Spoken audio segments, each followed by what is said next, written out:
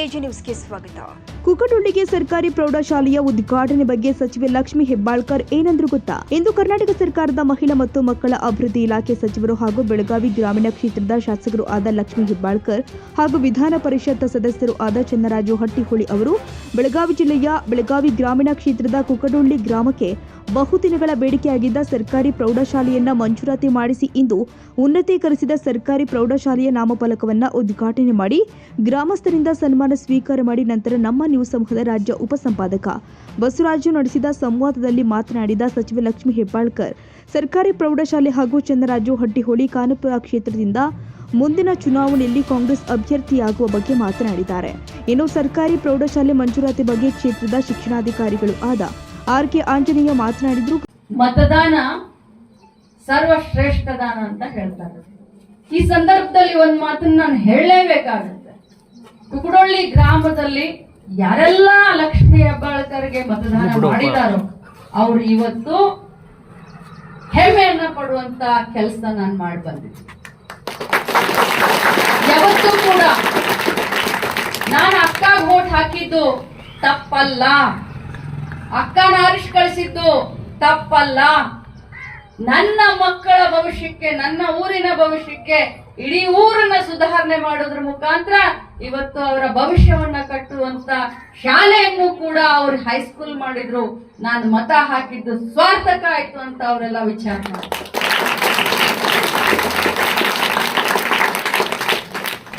ತಮ್ಮೆಲ್ಲರಿಗೂ ಒಂದು ಮಾತನ್ನ ಹೇಳಲಿಕ್ಕೆ ಬಯಸ್ತೇನೆ.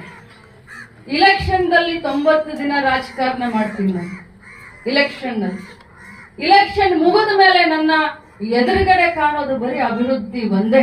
ಯಾವತ್ತೂ ಕೂಡ ನನ್ನ ಮನಸ್ಸಿನಲ್ಲಿ ನೀವು ನನಗೆ ಮತ ಹಾಕಿದ್ರಿ, ನೀವು ನಮ್ಗೆ ಮತ ಹಾಕ್ಲಿಲ್ಲ ಅಂತ ನಾನು ವಿಚಾರ ಮಾಡದೆ ನಾನು ಹಿಂದಿಂದ ಅಲ್ಲೇ ಬಿಟ್ಟು ಬಿಡ್ತೇನೆ. ಮುಂದೆ ಅಭಿವೃದ್ಧಿ ಕಡೆ ನಡೀತೇನೆ. ಅದಕ್ಕೋಸ್ಕರ ಇವತ್ತು ಬೆಳಗಾವಿ ಗ್ರಾಮೀಣ ಕ್ಷೇತ್ರ ಇಡೀ ಜಿಲ್ಲೆಯಲ್ಲಿ ಪ್ರಗತಿಯ ಪಥದಲ್ಲಿ ಸಾಗ್ತಾ ಇದೆ ಅಂತ ಹೇಳಲಿಕ್ಕೆ. ಸರ್ಕಾರಿ ಪ್ರೌಢಶಾಲೆ ಮಂಜೂರು ಮಾಡಿರ್ತಕ್ಕಂಥ ಮಾನ್ಯ ಗೌರವಾನ್ವಿತ ಶಾಸಕರಾಗಿರ್ತಕ್ಕಂಥ ಸಚಿವರಾಗಿರ್ತಕ್ಕಂಥ ಲಕ್ಷ್ಮಿ ಹೆಬ್ಬಾಳ್ಕರ್ ಮೇಡಮ್ ಇರ್ತಿದ್ರೆ. ಮೇಡಮ್ ನಮಸ್ತೆ. ವಿಶೇಷವಾಗಿ ತುಂಬ ಮರೀಚಿಕೆ ಆಗಿತ್ತು, ಅನಿವಾರ್ಯ ಆಗಿತ್ತು ಮೇಡಮ್. ತಾವು ವಿಶೇಷ ಮುತುವರ್ಜಿ ವಹಿಸಿ ಮಂಜೂರು ಮಾಡಿಸಿದ್ದೀರಾ. ನೋಡಿ, 100 ವರ್ಷ ಆಯಿತು ಈಗ ಶತಮಾನೋತ್ಸವವನ್ನು ಆಚರಣೆ ಮಾಡುವಂಥ ಈ ಹಂತದಲ್ಲಿ ನನಗೆ ಭಾಳ ಹೆಮ್ಮೆ ಅನಿಸುತ್ತೆ. ಜಿಲ್ಲೆಗೆ ಒಂದು 4-5 ನಮ್ಮ ಹೈಸ್ಕೂಲ್ಗಳಾದರೆ ನನ್ನ ಕ್ಷೇತ್ರಕ್ಕೆ ನಾನು ಕುಕಟೊಳ್ಳಿ ಗ್ರಾಮವನ್ನು ಆಯ್ಕೆ ಮಾಡಿಕೊಂಡು ಇಲ್ಲಿ ಹೈಸ್ಕೂಲ್ ಮಾಡಿದ್ದೀನಿ. ಗ್ರಾಮಸ್ಥರ ಮಕ್ಕಳ ಬಹುದಿನದ ಬೇಡಿಕೆ, ಬಹು ವರ್ಷಗಳ ಬೇಡಿಕೆ ಇವತ್ತು ಈಡೇರಿದೆ. ನಾನು ಅವರಿಗೆ ಅಭಿನಂದನೆ ಸಲ್ಲಿಸ್ತೀನಿ. ಮೇಡಮ್, ವಿಶೇಷವಾಗಿ ಇದು ಏನು ಹೇಳಿಕ್ಕೆ ಬಯಸ್ತಾರೆ ಮೇಡಮ್ ಈ ಕಡೆ ಭಾಗದ ವಿದ್ಯಾರ್ಥಿಗಳಿಗೆ? ಅವ್ರ ಭವಿಷ್ಯವನ್ನು ಉಜ್ವಲ ಮಾಡಲಿಕ್ಕೆ ಇದೊಂದು ಅವರಿಗೆ ಕಾಣಿಕೆಯಾಗಿ ಕೊಟ್ಟಿದ್ದೇನೆ. ನಾನು MLA ಆದಮೇಲೆ ಶಿಕ್ಷಣಕ್ಕೆ ಬಹಳಷ್ಟು ಆದ್ಯತೆಯನ್ನು ಕೊಟ್ಟಿದ್ದೀನಿ. ನನ್ನ ಕ್ಷೇತ್ರದಲ್ಲಿ ವಿಶೇಷವಾಗಿ 300ಕ್ಕಿಂತ ಜಾಸ್ತಿ ಕೋಲಿಗಳ ಕಟ್ಟಡಗಳನ್ನು, ಸ್ಕೂಲ್ ಕಟ್ಟಡಗಳನ್ನು ಕಟ್ಟಿ ಭಾಳಷ್ಟು ಸ್ಮಾರ್ಟ್ ಕ್ಲಾಸ್ಗಳನ್ನು ಮಾಡಿ ವಿದ್ಯಾರ್ಥಿಗಳು ಕಲಿತ್ರೇ ಅವರ ಮುಂದಿನ ಭವಿಷ್ಯ. ಸೊ ಶಿಕ್ಷಣಕ್ಕೆ ಭಾಳಷ್ಟು ಆದ್ಯತೆಯನ್ನು ಕೊಟ್ಟಿದ್ದೀನಿ. ಅವರ ಭವಿಷ್ಯ ಒಳ್ಳೆಯದಾಗಲಿಕ್ಕೆ ಪ್ರೇರಣೆ ಮಾಡ್ತಾ ಇದ್ದೀನಿ. ಕೊನೆ ಪ್ರಶ್ನೆ, ವಿಶೇಷವಾಗಿ ಖಾನಾಪುರದಲ್ಲಿ ಚನ್ನರಾಜ ಹಟ್ಟಿಹೊಳಿ ಅವರು ಒಂದು ರೀತಿ ಸಾಕಷ್ಟು ಆ ಕಡೆ ರಾಜಕೀಯವಾಗಿ ತೊಡಗಿಸ್ಕೋಬೇಕು ಅಂತ ಹೇಳ್ಬಿಟ್ಟು ತಮ್ಮ ಅಭಿಮಾನಿಗಳು ಅವರ ಅಭಿಮಾನಿಗಳು ಸಾಕಷ್ಟು ಒತ್ತಾಸೆ ಇದೆ. ಹಾಗೆ ನಿಮ್ಮ ಅಭಿಪ್ರಾಯ ಹೇಗೆ ಮೇಡಮ್ ಖಾನಾಪುರ ಕ್ಷೇತ್ರವನ್ನು? ಈಗ ಸದ್ಯಕ್ಕೆ ಅವನು MLC ಇದ್ದಾನೆ. ಒಂದು ಕ್ಷೇತ್ರಕ್ಕೆ ಸೀಮಿತ ಅಲ್ಲ, ಇಡೀ ಜಿಲ್ಲೆಯ ಒಂದು ಪ್ರತಿನಿಧಿತ್ವವನ್ನು ಮಾಡ್ತಾ ಇದ್ದಾನೆ. ಸದ್ಯಕ್ಕೆ ಇಷ್ಟೇ ಹೇಳಲಿಕ್ಕೆ ಬಯಸ್ತೇನೆ. ಧನ್ಯವಾದಗಳು. ಅಂತಾರಾಷ್ಟ್ರ ಮಟ್ಟದ ಸಾಕ್ಷರತಾ ದಿನ ಪ್ರಜಾಪ್ರಭುತ್ವ ದಿನದ ಈ ದಿನದ ಅಂಗವಾಗಿ ನಮ್ಮ ಶಿಕ್ಷಣವನ್ನು ಗುಣಾತ್ಮಕ ಜೊತೆಗೆ ಮಕ್ಕಳವನ್ನು ಭವಿಷ್ಯವನ್ನು ಕಟ್ಟಲು ಒಂದು ಮುಂದಿನವಾಗಿ ವಂಚಿತವಾಗಬಾರದು. ವಿಶೇಷವಾಗಿ ಹೆಣ್ಣು ಮಕ್ಕಳಿಗೆ ಮತ್ತು ಯಾವುದೇ ಒಂದು ದುರ್ಬಲ ಮಕ್ಕಳಿಗೆ, ವಿಶೇಷವಾಗಿ ಅನ್ನದಾತರ ಮಕ್ಕಳಿಗೂ ಕೂಡ ಈ ಶಾಲೆಯನ್ನು ಒಂದು ಉಪಯೋಗ ಆಗಬೇಕು ಅನ್ನೋ ಹಿನ್ನೆಲೆ ಇಟ್ಕೊಂಡು ನಾವು ಒಂದು ರೂಪರೇಷಣೆ ಮಾಡಿಕೊಂಡು ಮುಂದಿನ ನಿರ್ಮಾಣಗಳಲ್ಲಿ ಒಂದು ಗುಣಮಟ್ಟ ಶಿಕ್ಷಣವನ್ನು ನೀಡಲು ನಾವೆಲ್ಲರೂ ಕಂಕಣಬದ್ಧರಾಗ್ತೇವೆ ಅನ್ನೋ ಹೇಳುತ್ತಾ, ನಮ್ಮ ಒಂದು ಸಹಕಾರ ಮತ್ತು ಊರಿನ ಒಂದು ಸಹಕಾರನ ಪಡ್ಕೊಂಡು ಇಲಾಖೆಯ ಮಾರ್ಗಸೂಚಿಯಂತೆ ನಾವು ಕೆಲಸ ಮಾಡ್ತೀವಿ ಅಂತ ನಾನು ಈ ಸಂದರ್ಭದಲ್ಲಿ ಹೇಳ್ತಾ ಇದ್ದೇನೆ ಸರ್. ಸರ್, ಈಗ ಓಕೆ, ನಾಮಫಲಕ ಉದ್ಘಾಟನೆ ಆಯಿತು. ಇದಕ್ಕೆ ಸಪ್ರೇಟ್ ಬಿಲ್ಡಿಂಗ್ ಬೇಕು, ಮತ್ತು ವಿಶೇಷವಾಗಿ ನೆಕ್ಸ್ಟ್ ಅಕಾಡೆಮಿಕ್ ಇಯರ್ಗೆ ಪ್ರೌಢಶಾಲೆ ಆರಂಭ ಮಾಡಬೇಕು. ಅದು ತಕ್ಕನಾಗಿ ಏನೇನು ತಾವು ತುರ್ತು ಕ್ರಮಗಳು ಏನೇನು ಮಾಡ್ಕೋತಾ ಇದ್ದೀವಿ? ಶಿಕ್ಷಕರನ್ನ ನಿಯೋಜನೆ ಮಾಡ್ಕೋಬೇಕು. ಶಿಕ್ಷಕರ ಈಗಾಗಲೇ ನಮ್ಮಲ್ಲಿ ಈ ಶಾಲೆಯಲ್ಲಿ ಇರ್ತಕ್ಕಂಥ ಒಳ್ಳೆ ಕ್ವಾಲಿಫೈಡ್ ಟೀಚರ್ಸ್ ಇದ್ದಾರೆ ಸರ್. ಆಮೇಲೆ ಅದ್ರ ಜೊತೆಗೆ ಅಕ್ಕಪಕ್ಕದಲ್ಲಿ ಇರ್ತಕ್ಕಂಥ ನನಗೆ ಪ್ರೌಢಶಾಲೆ ಶಿಕ್ಷಕರನ್ನು ಕೂಡ ನಾನು ನಿಯೋಜನೆ ಮಾಡಿಕೊಂಡು ಮತ್ತು ಇಲ್ಲಿ ಬೇಕಾದಂಥ ನಮಗೆ ಗೆಸ್ಟ್ ಟೀಚರ್ಗಳಾಗಿರ್ಬೋದು, ಆ ಮೂಲಕ ನಾನು ಭರ್ತಿಯನ್ನು ಮಾಡಿಕೊಂಡು ಒಂದು ಶಿಕ್ಷಕ ಅವರ ಕೊರತೆಯನ್ನು ಆಗದ ಹಾಗೆ, ಒಂದು ವಿಷಯದ ಕೊರತೆ ಹಾಗೆ ನಾನು ಮಾಡ್ತೇನೆ. ಮತ್ತು ಈಗಾಗಲೇ ಇಲ್ಲಿ ನಿವೃತ್ತಿ ಶಿಕ್ಷಕರು ಕೂಡ ಇದ್ದಾರೆ, ಅವರನ್ನು ನಾವು ಸದ್ಬಳಕೆ ಮಾಡ್ಕೋತಿದ್ದೇವೆ. ಒಟ್ಟಾರೆ ಮಕ್ಕಳ ಶಿಕ್ಷಣವನ್ನು ಯಾವುದಕ್ಕೂ ಕೊರತೆ ಆಗಬಾರದು. ಮುಂದಿನ ದಿನಮಾನಗಳಲ್ಲಿ ಅವ್ರಿಗೆ SSLCಗೂ ಕೂಡ ಒಂದು ಉತ್ತಮ ಒಂದು ಫಲಿತಾಂಶದ ಜೊತೆಗೆ ನಾವು ಈಗಿರ್ತಾನೆ ಪ್ರಾರಂಭದಿಂದ ನಾವು ಮಾಡ್ತಾ ಇದ್ದೇವೆ ಅನ್ನೋ ಈ ಹೇಳ್ಬೋದು ಸರ್.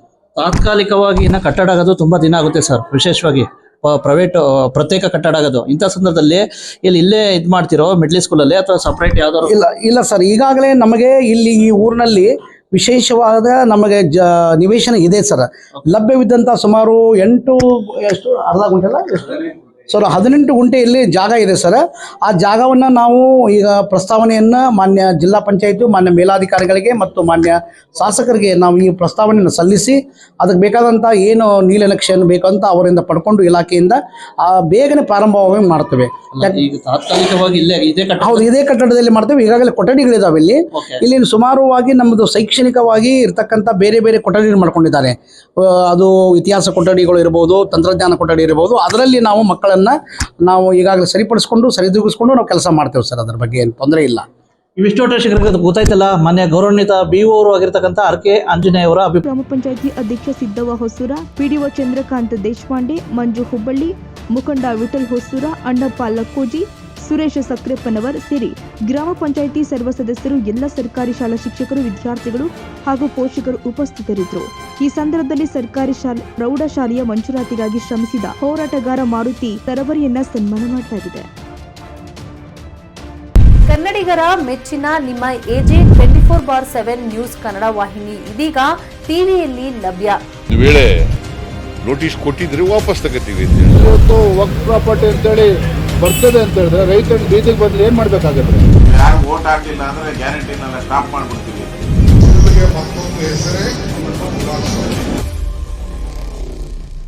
ಕರ್ನಾಟಕ ಮತ್ತು ದೇಶ ವಿದೇಶ 360 ಡಿಗ್ರಿ ಸುದ್ದಿ ಹಾಗೂ ಉತ್ತರ ಕರ್ನಾಟಕ, ಬೆಳಗಾವಿ, ಬಾಗಲಕೋಟೆ, ಧಾರವಾಡ, ಹಾವೇರಿ, ಗದಗ, ಬಿಜಾಪುರ ಜಿಲ್ಲೆಯ ಕ್ಷಣ ಕ್ಷಣದ ವಿವರವನ್ನ ಪಡೆಯುವುದಕ್ಕೆ AJ 24/7 ನ್ಯೂಸ್ ಕನ್ನಡ ವಾಹಿನಿಯನ್ನ ಲೈಕ್ ಮಾಡಿ, ವಿಡಿಯೋಗಳನ್ನ ಶೇರ್ ಮಾಡಿ, ಕಮೆಂಟ್ ಮಾಡುವ ಮೂಲಕ ನಮ್ಮ ವಾಹಿನಿಗೆ ಸಹಕಾರ ನೀಡಿ ಮತ್ತು ಚಾನೆಲ್ ಅನ್ನ ಸಬ್ಸ್ಕ್ರೈಬ್ ಮಾಡಿ.